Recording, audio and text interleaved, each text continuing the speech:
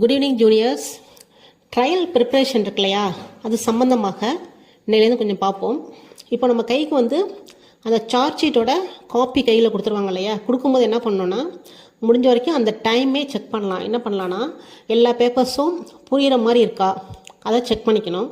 அடுத்த ஒன்று பார்த்தீங்கன்னா அந்த வழக்குக்கு ஏற்ற மாதிரி எல்லா பேப்பர்ஸும் இருக்கா. அதாவது அந்த 161 வந்து எக்ஸாம்பிளுக்கு வந்து விட்னஸ் லிஸ்ட்டில் பேர் கொடுத்துருப்பாங்க இல்லையா, அந்த எல்லா பேர் உள்ள 161 ஸ்டேட்மெண்ட்டும் இருக்கா. அதே போல் டாக்குமெண்ட்ஸ் அதுக்கேற்ற மாதிரி ஒவ்வொரு வழக்குக்கும் மாறுபடும் டாக்குமெண்ட்ஸ், எல்லா டாக்குமெண்ட்ஸ் இருக்கான்னு செக் பண்ணிக்கணும். சப்போஸ் இதை மிஸ் ஆகிட்டுனா கோர்ட்டில் ரெப்ரசன்ட் பண்ணியோ இல்லை நீங்கள் போலீஸ்ட்டு வந்தோ ஒரு நீட்டான காப்பியை வாங்கி கையில் வச்சுக்கணும். சரிங்களா, இது ஒரு தடவை. அடுத்தது பார்த்தீங்கன்னா டேபிள் ஒர்க்கு. அந்த சார்ஜிட்டை வந்து பின் பண்ணியிருப்பாங்க இல்லையா, அப்படியே எல்லாத்தையும் தனித்தனியாக எடுத்து டேபிளில் பரப்பி வச்சுருங்க. பரப்பி வச்சுட்டு என்ன பண்ணணும்னா ஃபஸ்ட்டு சார்ஜிட்டை வச்சுக்கணும். அதுக்கப்புறம் அவங்க போட்ட விட்னஸ் லிஸ்ட்டை எடுத்து வச்சுக்கணும்.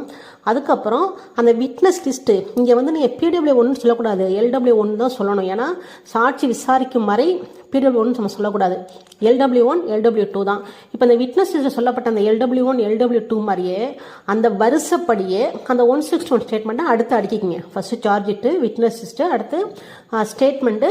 எப்படின்னா விட்னஸ் லிஸ்ட்டில் உள்ளது போன்ற அதே போல் அடிக்கணும். அதுக்கப்புறம் லாஸ்ட்டாக பார்த்தீங்கன்னா டாக்குமெண்ட்ஸ் 1 by 1 அடுக்கணும். அது என்னென்ன டாக்குமெண்ட்ஸ் பார்த்தீங்கன்னா பேசிக்காகவே நமக்கு என்ன இருக்கும், ஃபஸ்ட்டு இன்ஃபர்மேஷன் இருக்கும், FIR, அப்சர்வேஷன் மேக்சர், ரஃப் ஸ்கெட்சு, அப்புறம் சீசர் மேகசர், கன்ஃபெஷனு, மெடிக்கல் அந்த ரெக்கார்ட்ஸ் இருக்கும் இல்லையா, முக்கியமாக ஆக்சிடென்ட் ரெஜிஸ்டர்டு, அந்த காயச்சான்று இது மாதிரி இருக்கும் இல்லையா, எல்லாமே இருக்கும். அந்த டெத்து கேஸ் வந்தால் போஸ்ட்மார்ட்டம் அல்லது இன்குவெஸ்ட்டு, அதே போல் ஆக்சிடென்ட் கேஸ் வந்து அந்த எம்இ ரிப்போர்ட், இது போல் அந்த வழக்குக்கு ஏற்ற மாதிரி உள்ள டாக்குமெண்ட்ஸை என்ன இருக்கோ அதெல்லாம் 1 by 1 அப்படியே வரிசையாக அடுக்கி என்ன பண்ணுன்னா தேவைப்பட்டால் 2 எக்ஸ்ட்ரா ஒயிட் பேப்பர்ஸும் அதில் வச்சு நீட்டாக தச்சு அழகாக ஒரு ஃபைல் மாதிரி ரெடி பண்ணி வச்சுக்கிங்க. இது ரொம்ப முக்கியம். ரெடி பண்ணி வச்சுருக்கீங்களா? இப்போ நான் சொன்ன வருஷம் நீங்கள் ரெடி பண்ணணும் அவசியம் இல்லை, ஏன்னா நீங்கள் தான் கேஸ் நடத்த போகிறீங்க. சப்போஸ் உங்களுக்கு எந்த ஆஸ்பெக்டில் தேவைப்படுதோ அதுக்கேற்ற மாதிரி நீங்களும் அரேஞ்ச் பண்ணி வச்சுக்கலாம். அதனால தான் நான் மேன்ற தலைப்பில் சொல்லியிருக்கேன்.